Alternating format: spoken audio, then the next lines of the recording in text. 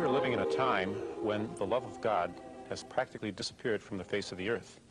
Perhaps it's not surprising that the Roman Catholic Church finds herself in possibly the greatest crisis of her history. I'm Julius Smetona. This is what Catholics believe. Well, if you're a traditional Catholic of a certain age, you might just remember the young man in that episode. And if you do, you're in for a real treat today. If you don't, well, you're in for a great history lesson. Because Mr. Julius Smetona, the former host of What Catholics Believe, joins us today to discuss, among other things, the traditional Catholic movement, as well as his unique family background and his time hosting that show in the late 1980s and 1990s, What Catholics Believe. Mr. Julius Smetona, welcome to Church and State with Stephen Cox. When you see that clip of yourself all those years ago, giving that introduction as a young man, and what goes through your mind? What's your initial thoughts as you see that? Very severe and fanatical individual. No, I remember that. I mean, it was a privilege to be affiliated with that. But let me tell you, when you're saying he was a host, there was much more than being a host. Who had to raise the money, organize all the people, prepare for the programs, construct the programs, pay the bills, respond to correspondence, have all that organized. It was brutal. I mean, we were volunteers, and I will mention some of the names of the people who were involved with that, because they didn't work for anything other than literally, and I know it might sound somewhat corny, the glory of God and the salvation of souls. That was their complete purpose in doing this. And they worked very hard, and they had to make sacrifices of time and effort and sleep and everything else to make this possible. But no, I remember that. And I think that it was there for a time, and it had a certain purpose to fulfill, and perhaps it fulfilled that purpose. And then that was it. Countries come and go, television programs come and go. Well, we will get into the show for the rest of the episode later on, but as you mentioned, countries come and go. And I first want to bring up, because I don't know if many people know this, although they really should, your own family has played a very integral role, historically speaking, in the country of Lithuania. Smetona is a Lithuanian name, and your own grandfather was someone who is very much part of that country. Can you tell us about him? Sure. Let me go into this. And first, I have to unmask myself. My name is actually Vytautas Julius Smetona. Conversationally and professionally, I go by Julius, but Vytautas was the Grand Duke of Lithuania in the late 1300s and the early 1400s. So some people might say, "Oh, Lithuania, who cares? It's this big. It's Liechtenstein." No, it was this big. And it had a pivotal role in saving Catholic civilization from the Turks. Vytautas is something of a neologism, and it's two parts to the word. Vyt, V-Y-T, means to chase or pursue. Tauta means country. So the name literally would be chase a country, and maybe more idiomatically, it would be to pursue a country. At any rate, Vytautas the Great, when he was in power at the end of the 1300s, Lithuania extended from the Baltic Sea to the Black Sea. They began an informal union with Poland, and the union was formalized, and it existed from 1595 to 1795, when it collapsed and both countries were taken over by Russia. In 1683, you may remember, was the famous Battle of Vienna, where the Muslim Turks were knocking at the doors, at the gates of Vienna. And who saved them? Well, the Kingdom of Poland, Lithuania, King John Sobieski, who was also Grand Duke of Lithuania. They saved Poland. This was acknowledged by Pope, they saved Catholicism, and this was acknowledged by Pope Innocent XI. May say something else about the name. Vytautas is not related to the Italian name Vito, like Don Vito. No, Vito is more of a, etymologically speaking, vita is life. It's not chasing a country. So although there's some similarity there, they're not the same. I want to maybe just digress a little bit. So the Kingdom of Poland, Lithuania, there was a certain religiosity which continued. Like Vytautas was supposed to be crowned king by the Pope. It never happened, and I think this was due to treachery by political enemies. But the Kingdom of Poland, Lithuania, the official state religion I mean, those who like separation of church and state are going to be shocked. It was Roman Catholicism from 1595 to 1795, and the official language is Polish and Latin. There's something about the religiosity which is impressive. My mother told me that at least in the rural areas during the period of independence from, like, say, 1918 to 1940, people would greet each other, at least in the rural areas, with the phrase, "All praise to Jesus and Mary." There were we need that again in these times. No. Oh, listen, we're getting, hey, bro, what's up? No, we don't need that. We need that. And you see this even today in Western Europe. They can't completely obliterate the idea of Catholicism. It's almost in their DNA, so to speak, and it's in their culture. I mean, the wayside shrines and so on and so forth. But this was something which still persisted even to this day. So I don't know if you follow hoops, but there was a basketball player. I mean, there's two things the Lithuanians are good at, I think: basketball and strongman. Maybe it was a ferocity which kept defending Catholicism from the Turks. Anyway, there was a player for the Cleveland Cavaliers by the name of Julius Smetona, and he played here from, say, mid-90s till about 2010-11. He was here during the first LeBron James era. Well, around 2014, they retired his number. Okay.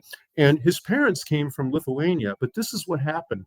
And not too many people caught this. It was a halftime of the Knicks-Cavs game. After the ceremony, his father came down from the stands, walked across the court to center court, made the sign of the cross, knelt down, and kissed the floor. Yeah. That was basically gratitude for God for the blessings that he bestowed on his son.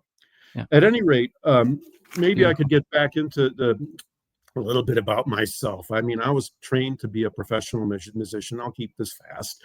And I pursued a career in the performing arts. I went 2 years to the Cleveland Institute of Music, and then I finished at Case Western Reserve University, a bachelor's in music. I had a certain amount of success. I gave recitals in Wigmore Hall, London, and New York City, 4 recitals, 1 broadcast recital of WQXR, had a recording out, I had management secured, I played with 3 major symphonies as soloist, St. Louis, Dallas, and Baltimore. I had recognition from musicians of importance like James Levine, Neville Mariner, Lily Krause, George Bollett. As I was pursuing the career, I did put one constraint out. I said, look, if I can't see myself being financially supporting solely from concert revenue by the age of 30, I'm leaving. Because anyway, by 1982, it became clear to me that this was unrealistic, especially on a sustainable level, not for 1 year, but for a career. The other things that were something else were the political and unseemly considerations that went into building a musical career. And what's really distasteful to me was the pressures that were put on you to befriend people in order to avail them yourself of their resources and influence. And that was terrible. So I said, I'm out of here. This is bad. I saw that the interest in art music was declining too, and there's too many people pursuing it and not enough of an audience. So I went back to school. I secured a master's degree in operations research and a master's degree in pure mathematics. And I was considering perhaps being a research mathematician. That sounded great, but by the time I got my master's in math, I had 4 children already and a family to support, and I had been teaching math at a junior college while completing this and the degree, and I saw the trajectory was very challenging. I said, forget it. So I decided to become an actuary. I passed all the exams, became a fellow in the Society of Actuaries, an enrolled actuary. Actually turned out to be an adjunct faculty member in the statistics department for about 7 years at Case Western, and then I've been on the enrolled actuaries exam committee since like 2007. I started my own company in 1993, and things went well, and that was it. I never lost touch with music, and I started doing performing and composing again. And if anyone wants to see my stuff, just go to Google or YouTube, type in Antanas Smetona, and things will pop up. Hey, thanks for watching this episode. Just wanted to give a quick shout out to today's sponsor, Florida Low Carb Direct Primary Care. In this age of big pharma, it's hard to find doctors who not only care about you, but who are also able to provide healthcare advice that actually works. Florida Low Carb understands that the human body is a temple of the Holy Spirit. Run by a devout traditional Catholic who recognizes the social kingship of Christ, Florida Low Carb also knows that our bodies can be healed with proper diet and exercise. It does this by providing you with unique, innovative telehealth solutions as well as personalized healthcare. Visit lowcarbdpc.com or click the link in the show notes to learn more. Family history. My grandparents on my mother's side did not really play a significant role in the resurgence of the nation of Lithuania, but my grandparents on my father's side certainly did. My grandfather was Antanas Smetona, who was born in 1874 to a farming family. He was one of 9 children. Obviously, they were Catholics. It's not clear, to me at least, if he was just strictly descended from a serf family or if he was a noble family who, as a result of revolting against Russians in the 1800s, was stripped of all their belongings and reduced to serfdom. He, I am told, walked to school barefoot. He was admitted to the diocesan seminary, but felt no great calling to the priesthood, and then studied law at the University of St. Petersburg, although the choice was really a practical matter because his interest was more in philosophy, language, linguistics, and so forth. He rejected Marxist and socialist ideas. He returned to Lithuania and promoted the cause of the Lithuanian nation. He studied under the great linguist who established essentially reestablished the Lithuanian language named Jonas Jablonskis. And he had proliferated, books on Lithuanian grammar and such, which, again, there was a period of Russification where Lithuanian culture and language were totally suppressed. He was a signer of the Declaration of Independence in 1918.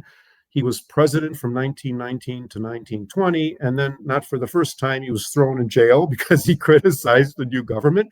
And he had previously spent plenty of time in jail for political idealism. Then he became president again in 1926 and served as president to 1940 when the Bolsheviks invaded.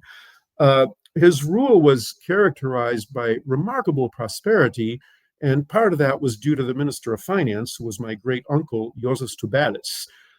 I was told that while the world GDP was in the 2% range during the 1930s, and this was the Great Depression as well. Yes, right? In Lithuania, it was like 170%. There was incredible infrastructure and so forth.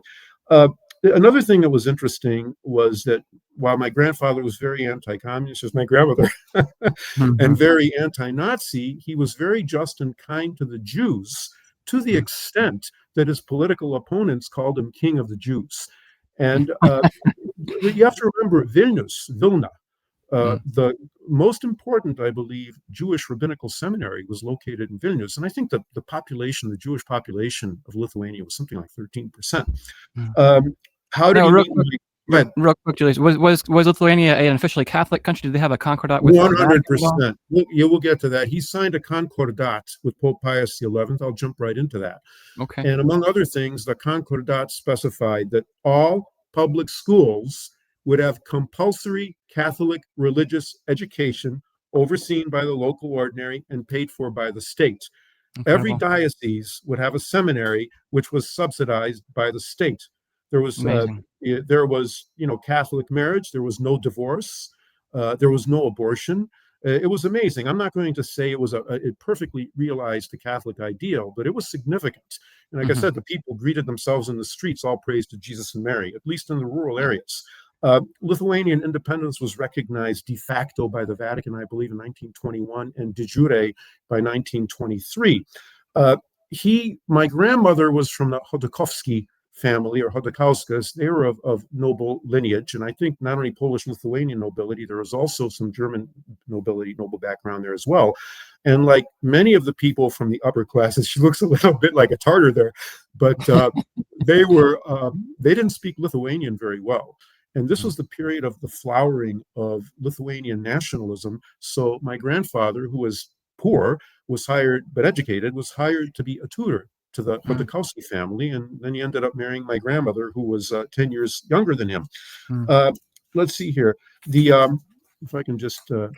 Let me play a clip real quick, Julius, of one of your grandfather's speeches here. Sure. And it's really fascinating because it is at a sporting event, I believe. And there's a priest on hand giving a blessing. I want to make sure we can get this right here. And I might have to just do the full screen. So we'll do this and we'll let it play. Lietuvos Respublikos prezidentas Antanas Smetona, lydimas aukštų pareigūnų, nuoširdžiai sveikinamas tautiniais drabužiais apsirengėjusių lietuvaičių ir visuomenės, atvyksta atidaryti iškilmių. Dekanui Kapočiui pašventinus naujai pastatytą sporto salę, Respublikos prezidentas atidarė iškilmes. Pasiklausykime autentiškų prezidento Smetonos žodžių. Man yra malonu pasveikinti šio kilnaus žaismo rengėjus, šeimininkus ir prašaliečius.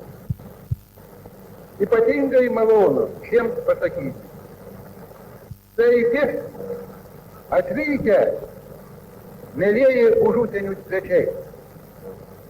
Laimingai vešėkitės pas mus, kaip pas savi namie.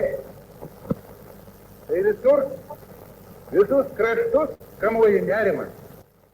Kai visur žmonės suirzę ir susirūpinę gyvena, tai laus portą dienos virstų poilsiu, nuteikimus gerai ir draugiškai ir duodu mums estetinio pasigėrėjimo.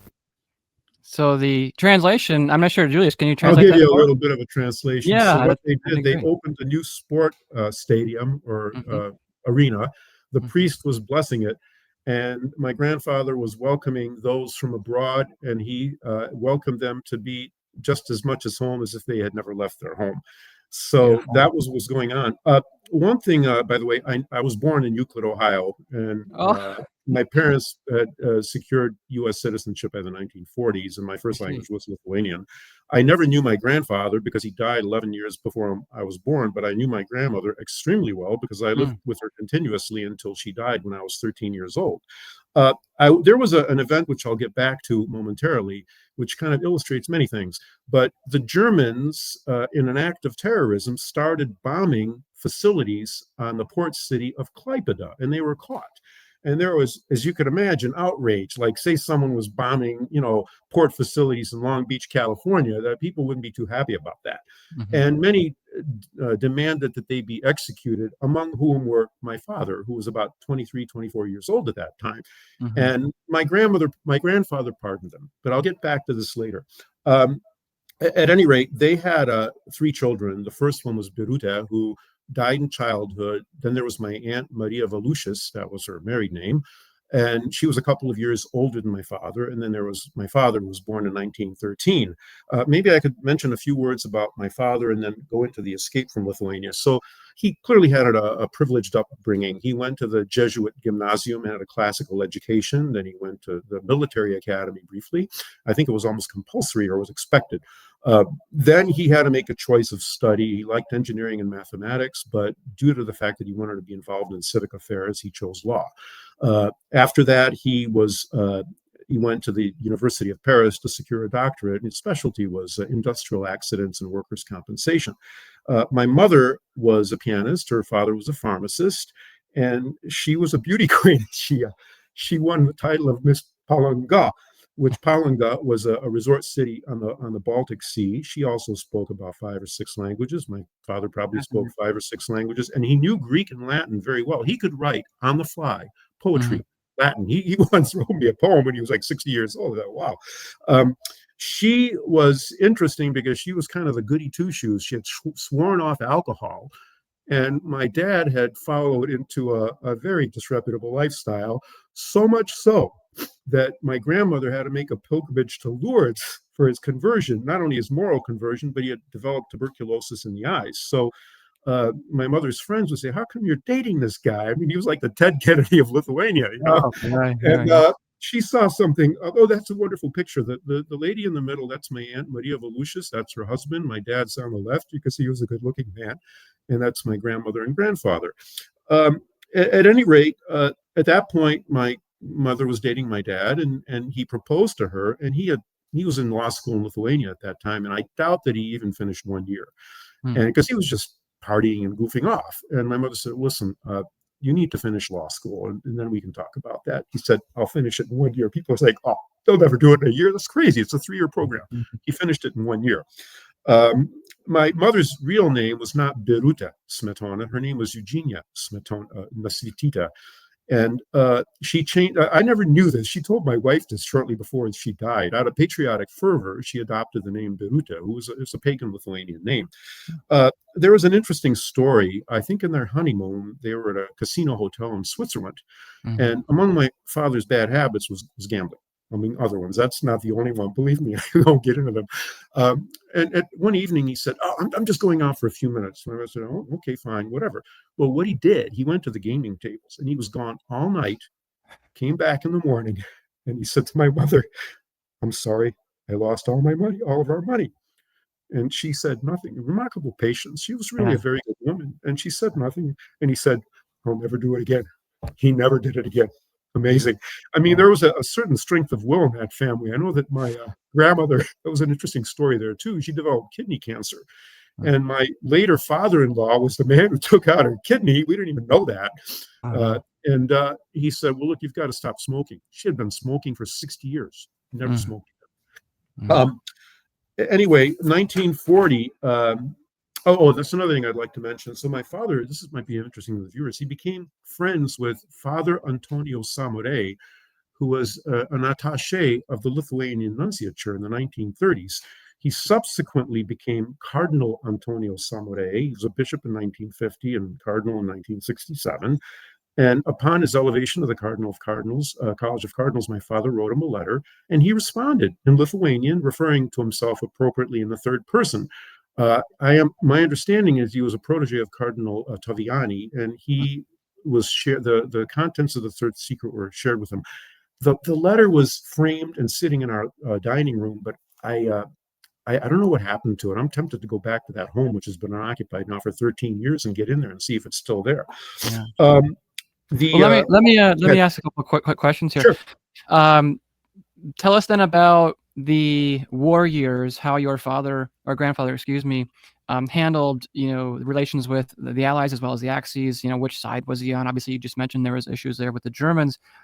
He was, I believe, your grandfather, a nationalist, but also someone who feared immigration, and this is communism, obviously. So what were the war years like? And then what happened to him afterwards? Because you said you were born in Cleveland. Obviously, I would say this. The best way to characterize that is the book of Job. 1 minute, they're living in a palace. Within 1 year, like my father's case, he went from Lancelot to assistant to the night cleaning lady and stayed that way for a long time.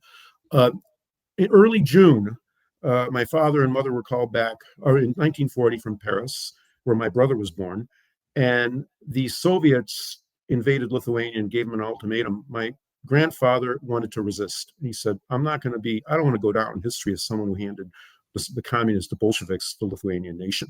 The majority of the people in government in general said resistance is futile. And we said, okay, well, I'm going to be in exile. I'm leaving. The communists were already in the country. They gave orders not to let him go, to capture him. Luckily, there were members of the security detail which led him to the Lithuanian border. He had to walk across the river, cross the Molotov-Ribbentrop line, and this was with his family, my mother, my father, my aunts, her husband, and the child. I think my mother was with child, my brother Joseph. They crossed into Germany, and remember, this was during the Hitler-Stalin Pact, okay? Right.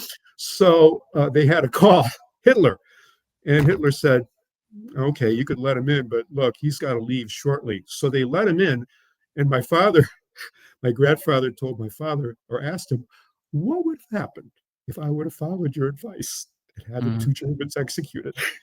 Fate worse than death. I was told the presidents of Latvia and Estonia were killed. And as a history lesson for us, most people thought, oh, this is impossible. You're just exaggerating everything. It won't be so bad. It was so bad. 33% of the population was destroyed.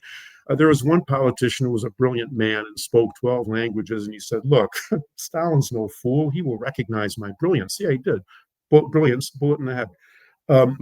They went from Germany, hot potato, to Switzerland, which was neutral, to Portugal, which was neutral, to Brazil, to New York City, where I believe he gave a nationwide address. He had absolute constraints put on any kind of political activity because, Roosevelt was friends with Uncle Joe. And he had to remain quiet. They lived in a very, very modest 2-family home in a lower middle class neighborhood. They were on the second and third floors. My grandparents were in an attic, 2 rooms, no air conditioning, obviously, in the summer, and cold in the winter. And my parents were on the second floor. Again, I doubt that for the 6 people there, that there was even, even 1,000 square feet. That's so shocking to me that the former president of a very large country, an important country in Europe, had to flee, and he's living in an attic in Cleveland. Can I say mean, something? He's lucky he had that. What would have happened to him if he wouldn't have fled? My mother told me that the communists, to show their absolute contempt and to demoralize the people, had like a mannequin of him in an open air limo going, and they'd be beating it with sticks and clubs and fists and so on and so forth. No, it wasn't. It was very difficult. But here's something which is remarkable. My grandmother grew up in affluence, and now she's reduced to penury. And never once did they complain. Never. I never heard her complain. And she had a humiliating, difficult situation. Never once. He never complained. My father's attitude was, "Thy will be done." And he was a pious man. My mother certainly was also. But now, here's what happens. So there was a fire. My grandfather was overcome by smoke, and he died in 1944. By that time, it became pretty obvious that they weren't going back to Lithuania. So my father had to get a job. So he got a job sweeping floors at a factory. Okay, and it didn't pay that well, but he was lucky he even had that. That was not going to support the family. When the home had the fire, they moved to an industrial suburb into public housing. It was government housing built for returning GIs. So it was like a 1-story ranch, which I doubt was even 1,000 square feet, and it didn't have a basement. Small city is very, very modest, and they lived there for about 13 years. But I mean, was there ever a chance of any? I guess I'm more shocked that a Catholic country did not take them in as refugees, and that you're living in Cleveland. I mean, second of all, why Cleveland? And was there a lot of Lithuanians there? Look, first of all, you've got visa issues, and they had friends in the U.S. embassy, so they let him in.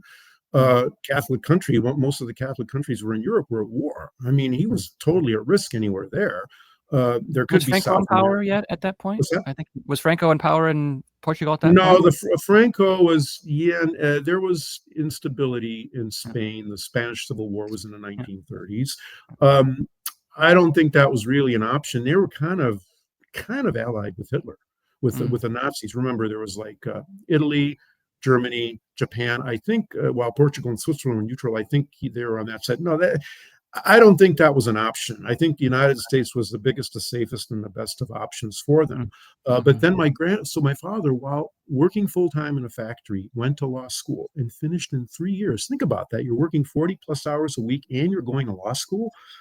That's incredible. And he had a nervous breakdown and it was suicidal after that. And then in addition to that, my second brother was severely mentally retarded, severely. So that was another cross. But at any rate, they retained the faith, though. Real quick, they all kept the faith. Your 100%. family, I mean, you turned out to be a traditional Catholic. And well, I'll get into that later. 100%. He had a profound Catholic faith. How many times can you see about your father that you saw him on his knees praying? Frequently, and he, frequently would say, "Thy will be done." Or seek first the kingdom of heaven, and all the rest shall be granted unto you. And you could talk about these crosses they suffered, and the worldlings will never understand. They'll say, "Oh, how terrible." You know what? Maybe if they didn't have these crosses, if they did, they wouldn't have saved their souls. Like now you have this retarded son who was a great cross, and he's growing up and becoming a big man and getting violent, tearing things up, being a threat to himself and so forth. How much virtue did it take to deal with that? Maybe I could just break into what happened to the rest of the family after the end of the war. My great aunt, Jadwiga Tubatis, whose husband was the finance minister, already deceased, she taught Russian at the Defense Language Institute in Washington, D.C. until her retirement. Her daughter, Maria, married a German industrialist, and I think they retired to St. Petersburg, Florida, and they're all deceased. Another interesting thing was my godmother, Grażyna Natkiewicz. Her husband was an absolutely brilliant man. He was a diplomat. He was a diplomat to Russia and so forth, and he died in 1945. But my godmother sat across the table from Hitler and Stalin. She said that Hitler was an unpleasant personality, very nervous, but Stalin was very charming. And when they had dinners, state dinners in Russia, they had all the Tsar's exquisite silverware and place settings. And then when she came to this country, she was working as a housekeeper at a parish and a cook. Wow. And Wow. who would have, and here's a woman who's these most powerful people in the world kissed her hand, and now she's a housekeeper. But that was what happened with her. My father eventually, realized the American dream and established a law practice in 1971. He was independent. And by the early 1950s, he worked as an arbitrator for the Bureau of the Industrial Commission, and also practiced law privately. Things started going pretty well for him, and they were going to go and return to Paris so he can complete his doctorate, but that was not to be. He died at the age of 61 of a massive cerebral hemorrhage. I saw him die. I was in the hospital room, and it's almost like you could see the soul leave the body. One moment he was unconscious, but you could see it was a still living organism. One moment, stone cold, gone. He was blessed in many ways, and now we're getting close to what Catholics believe. There was a French Jesuit, not French by history, but not by nationality, by citizenship, by the name of Oscar Laplante. Father Laplante was at John Carroll University. He ended up teaching at the Society of St. Pius X Seminary, Armada. But he was friends with our family, and he said Mass at Sacred Heart of Jesus Church in the Polish neighborhood in Cleveland, whose pastor was Father Iwanauskas. Father Szczepanski. That was the only church that offered the traditional Latin Mass up until about 1973-74. They were under intense pressure. Agents provocateurs were sent in to cause trouble and so forth. And that was kind of a magnet of all the people who were close to tradition. But Father Laplante gave him the last rites. And then there was a solemn high Latin Mass in 1974 at Father Iwanauskas' Lithuanian parish, and the deacon and subdeacon were Father Laplante and Father Iwanauskas. And when my brother requested this, he said, "If I get in trouble, I'm going to sue you." So, but it was already forbidden by Montini. The apostate Montini tried to starve Catholics of their inheritance in the Blessed Sacrament. That was already forbidden starting in November 1970. There was something which was kind of interesting, and it was an episode which I think kind of removes the mask from the Novus Ordo. So my parents had a real challenge with my retarded brother. Let me tell you, it wasn't easy growing up with him. He'd start beating me up and stuff like this. And then, he was strange, obviously. And the kids would say, "Man, I'm not going to that house. That guy's crazy," So they eventually, after years of searching, found a place for him, because the state institutions were absolutely inhuman in the 50s and 60s. It was the Brothers of the Good Shepherd, dedicated their lives to caring for adults with intellectual disabilities. So I think in 1967, we drove to Wakefield, Ohio, and saw them in action. It was remarkable. These people were very kind, very patient, and they didn't have any room for them. So I said, well, whatever. But within a year, a position opened up in Kansas City, Missouri. So my brother was there from 1968 to 1989. One day what was starting to happen is they had the changing of the guard, and the original brothers were replaced by subsequent brothers who were social workers, not really shepherds of souls, not who saw Christ crucified in these people, and they accepted the cross for the love of God to help them. And they became increasingly worldly, increasingly effeminate, and started complaining about my brother, saying, Joseph, we're going in a different direction. He's very troublesome. So in 1989, I was at work. I got a phone call from my mother. Never forget it. My son is home. What happened? These people put my brother, without telling my mother, who was frail, 77 years old and arthritic, they put him on a plane with one of their brothers, if I may call him that, flew him to Cleveland, took a cab, went to my mother's home, led my brother to the door, knocked on the door. The minute my mother answered the door, without a word, the cab was waiting for the brother. They left. That is the religion of Bergoglio and Prevost. That is their version of accompaniment. It was inhuman. It was cruel. It was criminal. That's what they're doing to our souls. When you see that, you see what they're doing to our bodies. And by the way, how many children and others were abused by these people and protected who did horrible things to them. And it keeps going on without any justice being done. But that was something else. So now we get to what Catholics believe. And you're how old at this time? It's the 80s. You have no. Okay, this was still 1989. This event happened. the seminal event, I think, for what Catholics believe happened in November of 1970. Julius, So, if I can interrupt, how ahead. can you tell our viewers what? First of all, you would have had to have been going to the Latin Mass at this time. When In did what you? year? Well, when did you start attending the Latin Mass, and when did you, Well, discover the okay, problems with Vatican II? essentially 1970, and this was the event that led to that. So in November of 1970, they made the Novus Ordo Missae mandatory. My father was an educated man. He knew a lot. So the minute he saw that, you know what he said? That's Protestantism. They turned around the table. There's going to hi everybody. And he, just from the rubrics and all that, he said, that is Protestantism. So we knew a gentleman who was a great Catholic gentleman and a champion of the faith by the name of Francis Hunsteiger. May he rest in peace, he and his wife. He ran two, back in the day, telephone services. One was called Echoes of 1776, and the other was called Echoes of Vatican II. And he was actually the first layman I knew was a Sede Vacantis by the early 80s at the latest. And he said that there was a Catholic Mass still being offered at Sacred Heart Church. So we started going to Sacred Heart, and Father Shapansky, who became our friend, many times was at our home, as was Father LaPlante. And that lasted, and they put intense pressure on him to shut him down. And eventually, shortly before his retirement, I can't remember if it was 73 or 74, they shut him down. And he was going to retire and then privately offer the traditional Mass, but he died.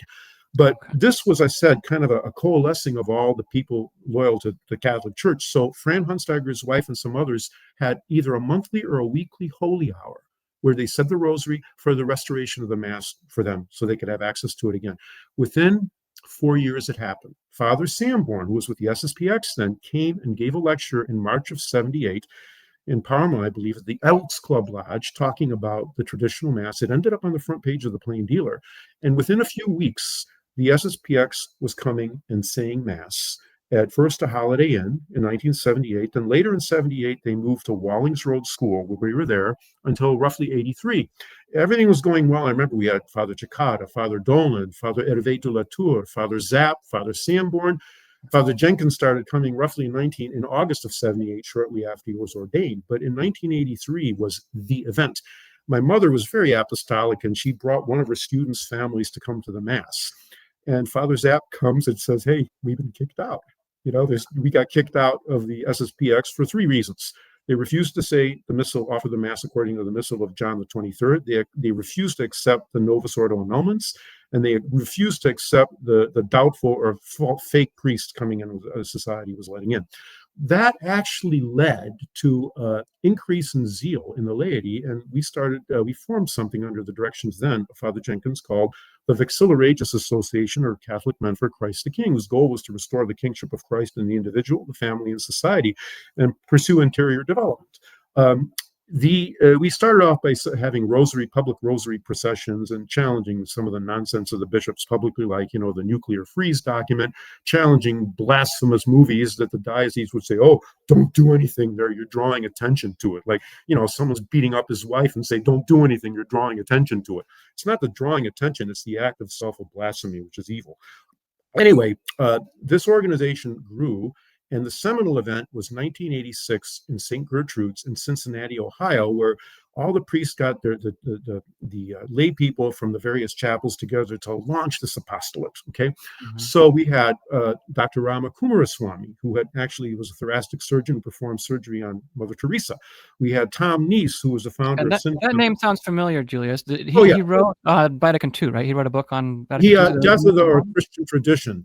It was interesting. He would be arguing about the Novus Ordo with Mother Teresa, who was, really a profound religious indifferentist. I mean, maybe she was a good person, but I'm sorry.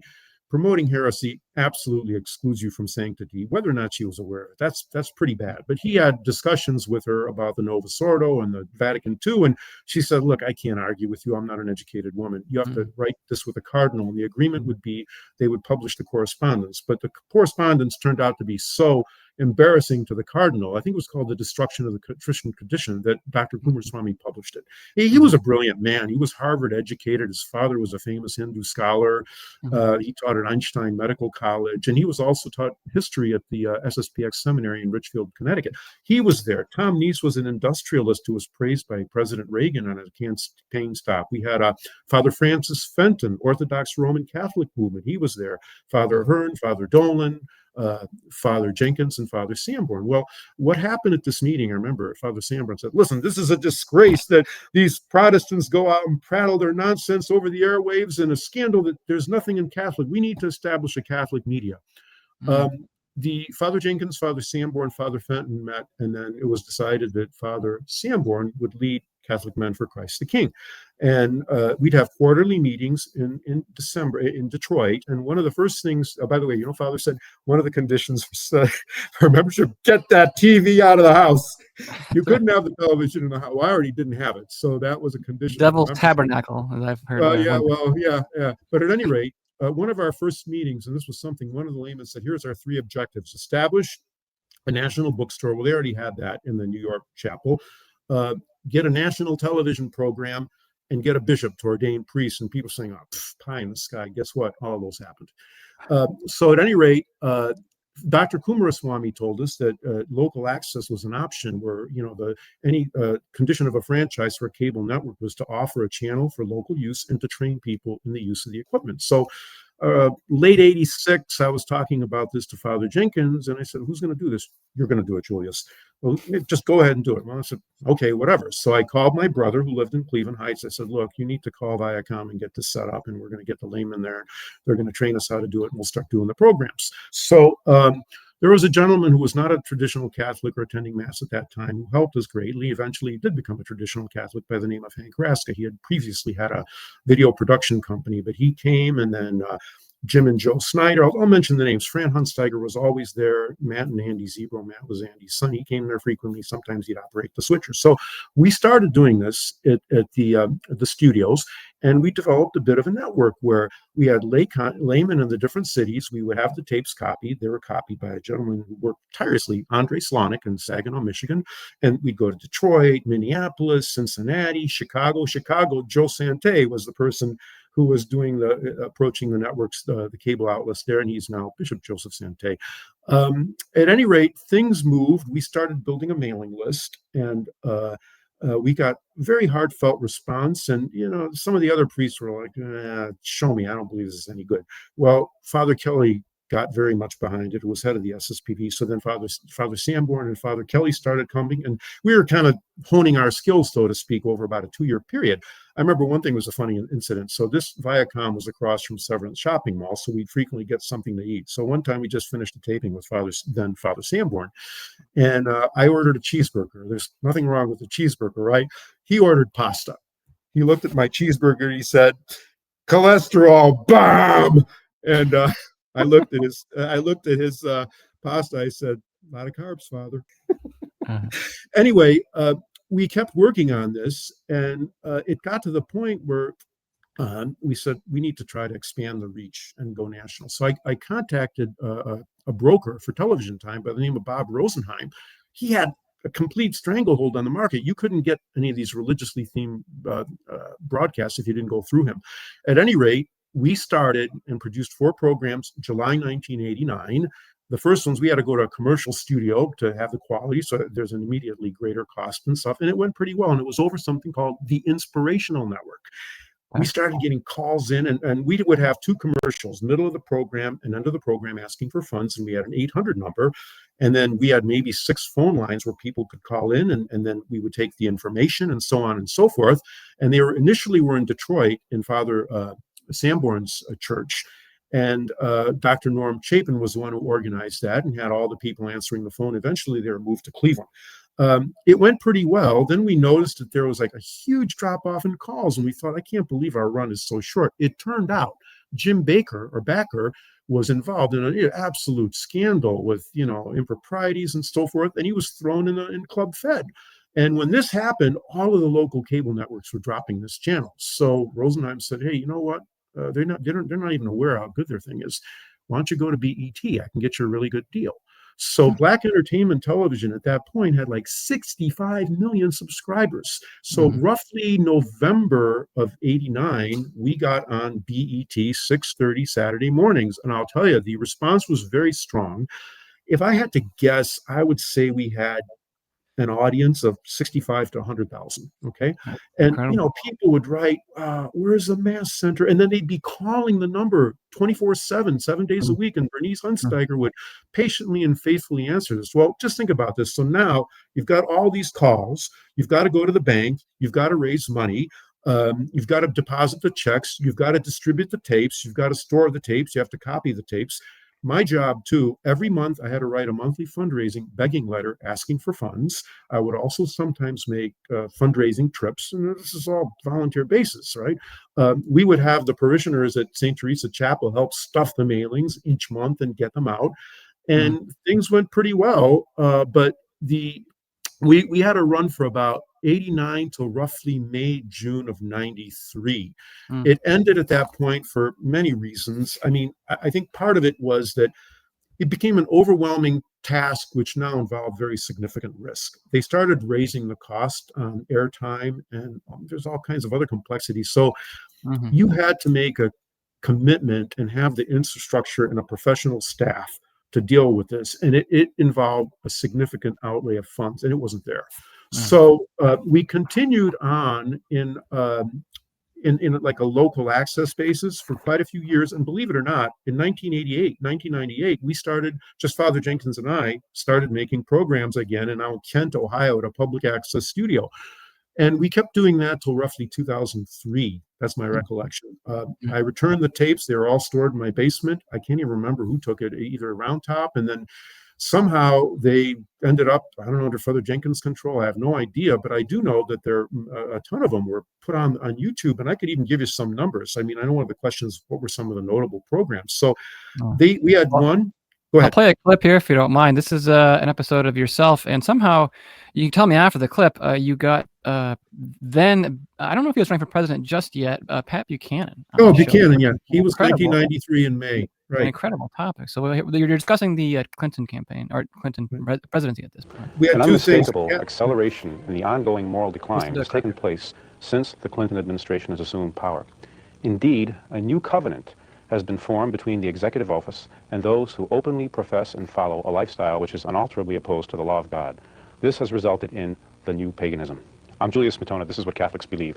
With me today to discuss the social and moral consequences of the Clinton administration are Father William Jenkins, pastor of St. Teresa of the Child Jesus Church in Parma, Ohio, and publisher of the Roman Catholic magazine, Father Clarence Kelly, spiritual director of St. Joseph's Novitiate in Round Top, New York, and Pat Buchanan, syndicated columnist and commentator, co-host of CNN's Crossfire. Pat, what are your reflections on the initial period of the Clinton administration? Oh, I think the Clinton administration, from a political standpoint, has, of course, been very much a disaster. He is lower in public approval than any president at this term in office ever since polling has begun. And I think among the reasons is that he's gotten far out of the mainstream of America so far as cultural issues, social issues, and moral issues are concerned. He's paying a tremendous price for trying to open up the Marine barracks in West Point to... We know Pat has always given great insights, so we can just pause it there. But how did you get him on, and what was it actually like talking to him? He had already, you said, ran for president at that point. Pat Buchanan is a good man. Yeah, I mean, he defeated George Bush in New Hampshire primary. It's a big deal.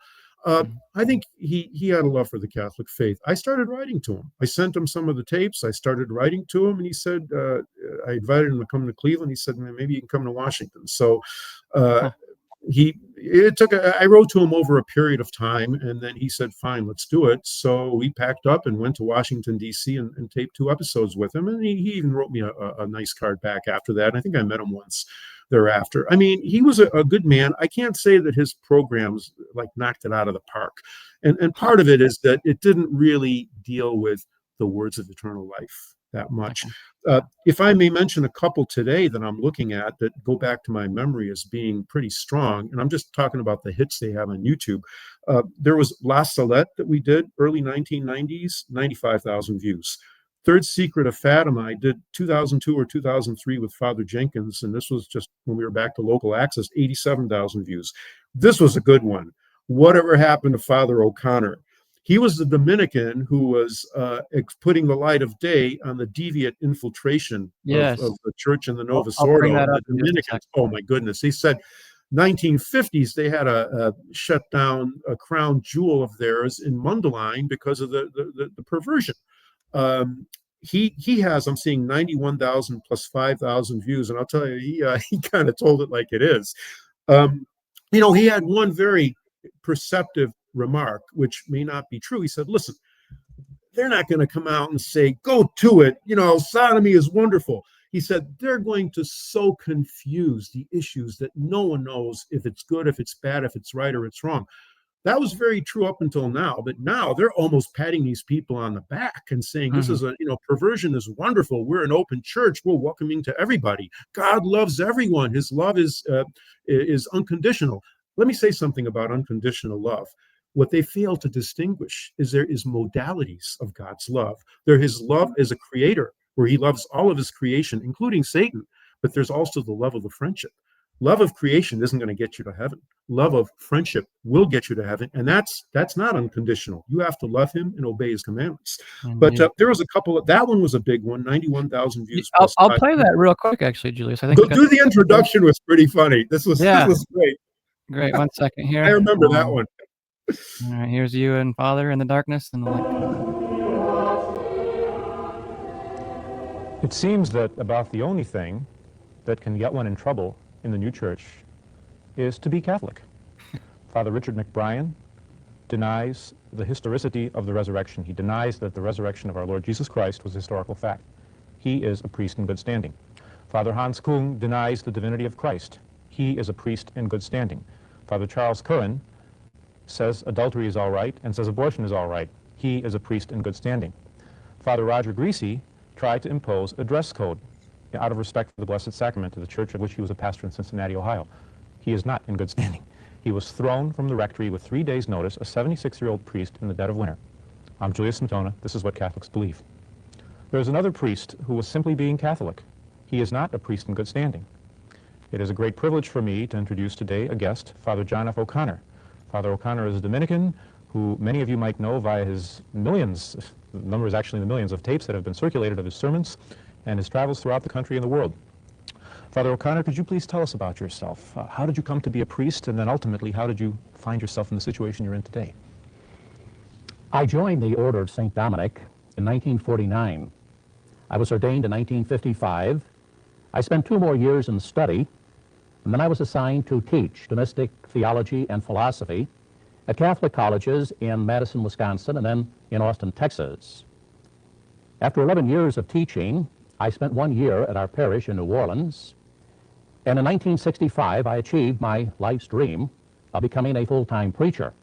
I joined our mission band, and for the next 20 years, I traveled throughout the United States, up into Canada, and even as far as England, preaching parish missions, retreats, days of recollection, 40 hours devotion, rosary crusades, and rosary rallies. And those were the most enjoyable years of my life. I felt this was truly a Dominican work. This is what my founder, St. Dominic, had done. And it was a very priestly work, too, administering the sacraments and teaching about our beautiful Catholic faith. I understand that you traveled perhaps 350,000 miles during the course of... So we can watch that on YouTube if you're interested. We'll put that in the show notes here. Yeah, he was, if I may tell your viewers, listen, that's a real Catholic priest. That's a priest who was ordained before it happened in the 50s. He was a good man. Mm-hmm. There was a couple of others that I thought were very significant. The Ottaviani intervention, that had quite a few hits, and I think is one of our most significant programs. And then the disaster Vatican II, 66,000 views. Notable guests, I would say the best were Fathers Kelly, Jenkins, and Sanborn. The three of them they kind of had, how should I say, complementary qualities, where Father Kelly would sometimes just cut loose and in a very elemental way told it like it is. Father Sanborn had a kind of a brilliant perception and insight, and Father Jenkins was calm. He looked good, like an improved version of Phil Donahue, and he was a soothing, calming presence. But they did a very good job. 2 others, Father O'Connor, I think, was special. Pat Buchanan was special due to his name recognition, that he would consent to come on our program. And another one who I thought was very significant was Joe Scheidler. Joe was a great, he was the great pro-life champion. I think he was an advertising executive by profession. But one thing he said, which was really something, he told us on the program that he was on a plane flying to Florida where they had him on RICO charges. And he was looking at many years in Club Fed. And he said he was in the plane in the seat, and he said, "Mother, help me. right? Just a really guttural, heartfelt plea to the Blessed Virgin Mary.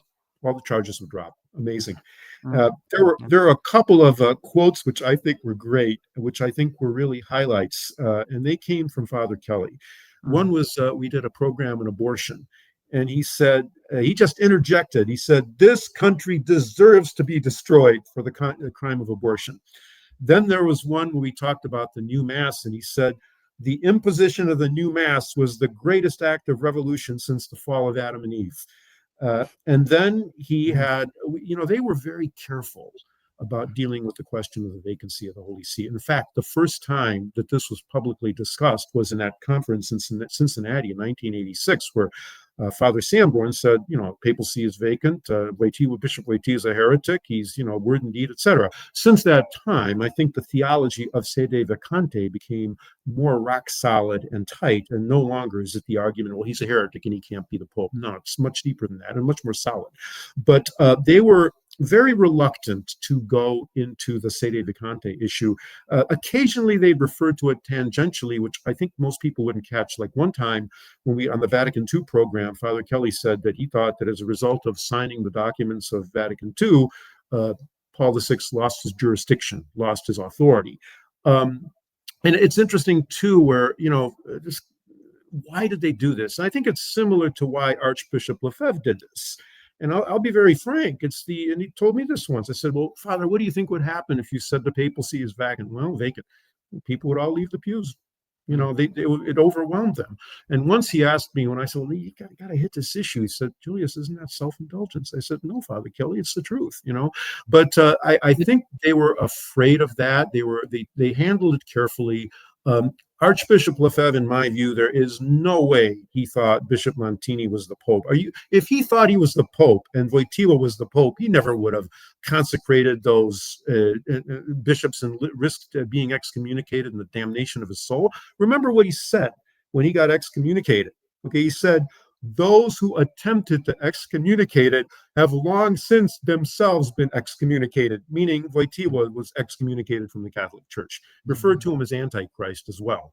Did you ever spend time with the Archbishop? Did you know him as well throughout your years? I met him once in 1981 when he came to the church, St. Gertrude's in Cincinnati. I met him once. That was it. I never really discussed with him much. But I'll tell you, one bishop that turned out to be extremely significant was a Bishop Alfred Mendez.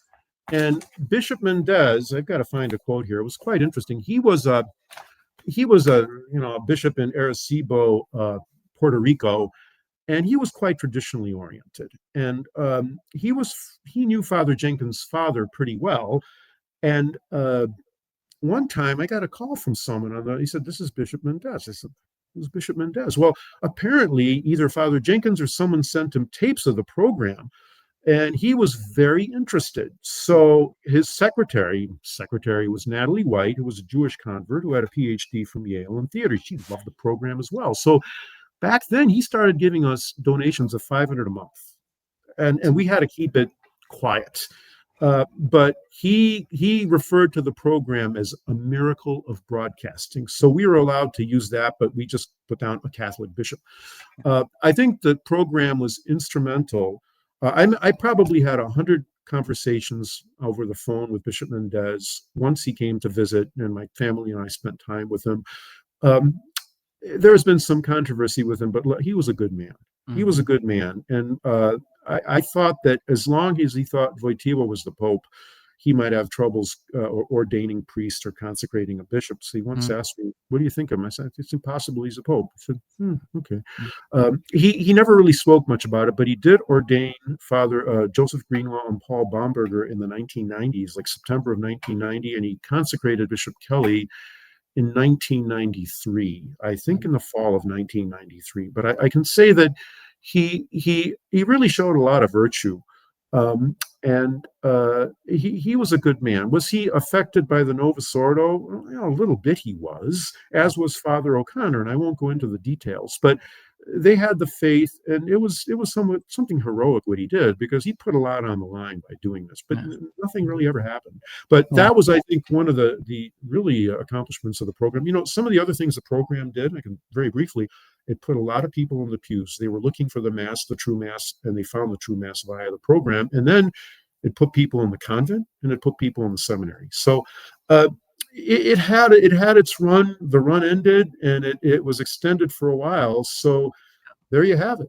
And we'll see what happens. It's such a unique part of traditional Catholic history, not just in the world, not just in the United States, but I think the world too, because where else was anybody really doing that sort of content, especially that early on, having the ingenuity and the idea to pioneer this area, getting onto television, making the videotapes. I mean, we have the luxury now of just talking over the internet, broadcasting it to thousands of people live, right, on YouTube, etc.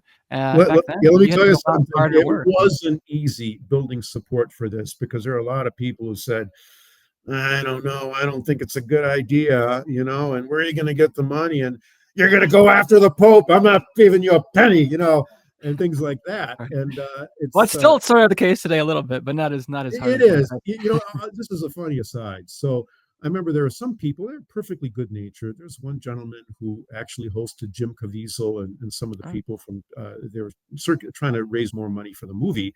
And he watched the program. He was a famous restaurateur. And, he couldn't get this when I said, John Paul II is not the Pope. He said, listen, this guy took a bullet in the side. I felt like saying, guess what? Trotsky took a screwdriver to the head, it means nothing. Yeah, it's been I think we want to. I want to give you the last word here. Obviously, Julius, you're a unique person in this entire movement. Your whole family history is fascinating. You've played a unique role. I am a broom, as they said. It's a good way to look at it. Well, let's see. Our Saint Bernadette, she's just a broom. She's going to be used, and then she'll be put in the corner. She's done.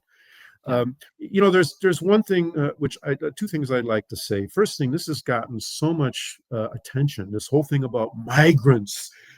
We see the face of the Almighty in the migrants. Oh, come on! You see this guy's a child abuser, sex trafficker, a serial murderer. You see the face of him, and that's blasphemous to say that. What they are doing, Bergoglio, Prevost, Father Ratzinger before them, is they are instituting and implementing a communist Marxist measure which was started by Stalin.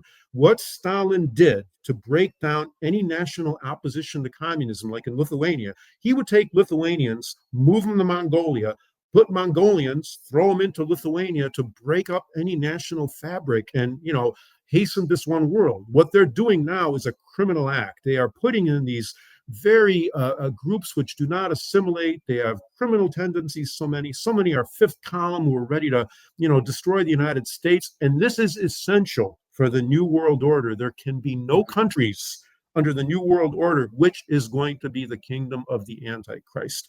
I will say this. Sister Lucy said, we must prepare for suffering as we have never seen before.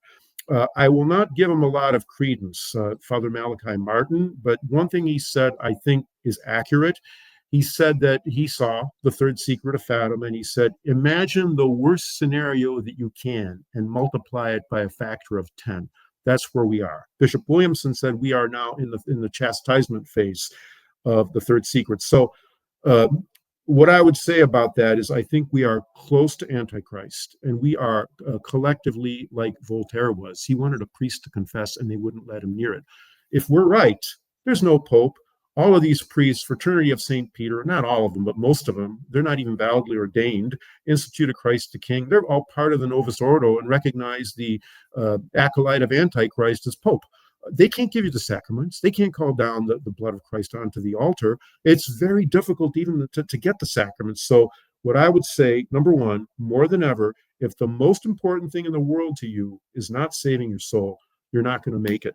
Number two, don't just aim high. You have to achieve sanctity. That's what God demands. And number three, be dedicated to the rosary. Sister Lucy, in her interview with Father Fuentes in 1958, said that the rosary in the latter days would be given a special power and that there is no problem it couldn't solve. So that's what I would leave with your viewers. Look, we're in trouble. I mean, this stuff, these people are in a dream world to think, oh, Pope Leo is going to give us the Latin Mass, or we had 4 bishops come to us. Listen, these guys are heretics. They're no more bishop than I am, for heaven's sakes. You're living in a fool's paradise. So it's a very challenging time, and I would even venture to say that the United States may not exist as a country in 5 to 10 years. If you think the suffering was bad in during World War II, I think it's going to be far worse, and we're going to get it this time, as is the rest of the world. So, well, amen on those to all. encouraging, positive notes, I end. Yeah. Well, you're sitting there in front of Our Lady. I am curious. Is that the same statue as was in the That is studio the all same those years? statue that we put ourselves under her mantle for the broadcasts of what Catholics believe. I have 2 Pilgrim Virgin statues in my home. That's one of them. Mm. It's incredible. And let me slip this last question in there. Okay. I meant to ask it earlier about your Lithuania. What is your family's relationship with the country these days? Does anybody reach out to you? Is there any interest in going back? You know what? That's actually a subject for an entire broadcast. My father said he would never go back to Lithuania. All of my family members are buried in Cleveland. I would say this: the so-called fall of the Iron Curtain was a gigantic fraud. There was a book written about this by the highest-ranking defector ever from the Soviet Union by the name of Anatoly Golitsyn, New Lies for Old. He predicted that all of this would happen like in the early 80s, and he said that strategy was set in place in 1960 at a meeting of all the communist parties in the world. And he said it would be a deception to get the West to let their guard down, and then Russia would march all the way to the Atlantic. I feel that they had to do enough to make it appear credible, and they did give them a certain amount of independence. But let me tell you something. When you look at all the Lithuanian presidents since 1990, most of them were former members of the Communist Party. Some of them were KGB agents. And there was tremendous pressure on me to have my grandfather's remains returned to to Lithuania, where he could be buried next to a communist prime minister. And I said, absolutely not. He would never agree with this, because that is a fraud. And what they'd be using is using that lie to perpetrate this idea that, hey, everything's different now, let your guard down. Well, guess what? The last year or so, I haven't heard peep about that. Why? Look what they're doing. I mean, they're going to march right in and take Lithuania, Latvia, Estonia over once again, and Poland. And let's see what happens with NATO. Do you think Turkey is going to fight the Soviet Union or Russia over this? Look what happened to Germany. They integrated with East Germany, the communist country. Who was Angela Merkel? Communist from East Germany. You wonder how quickly this is going to fracture. So no, I haven't gone there personally. Many people have. I don't condemn them for it, but I haven't. My daughter has. My brother did extensively and actually wrote an article about it, what he said. He basically said it's really fishy over there. It's like, what's going on? It's not the same. Well, I'll give you one other example real quick. So one of the first things the communists did when they took over Lithuania is they eliminated the law against divorce. My mother said, half the marriages divorced almost immediately. Remember Our Lady's words at Fatima? Many marriages are not pleasing to God. 1917. Immediately, that constraint was removed. Boom. It happened. The communism was unbelievably demoralizing, where people had to violate their consciences just to survive. It's either you die a martyr's death or you compromise. Very, very difficult to maintain a moral life under those circumstances. And the impact was profound, and I think it's still there. Yeah. Well, we appreciate your time today, Julius, and we hope you'll come back for that next show where we can talk about all delighted to do so, Stephen. Thank you for your work and your heroism. It's very important work, and we've got to fight the fight and raise the battle standard of the King. Yeah, we keep the crusade going, just as you all did in the 80s and 90s, and even before that and after that. But we hope that our broadcast here will reach many ears, and we thank you for your time, and we hope your words will serve as an inspiration to others too, and to get that truth out. So thanks again for coming on Church and State. Thank you, and God bless you, sir.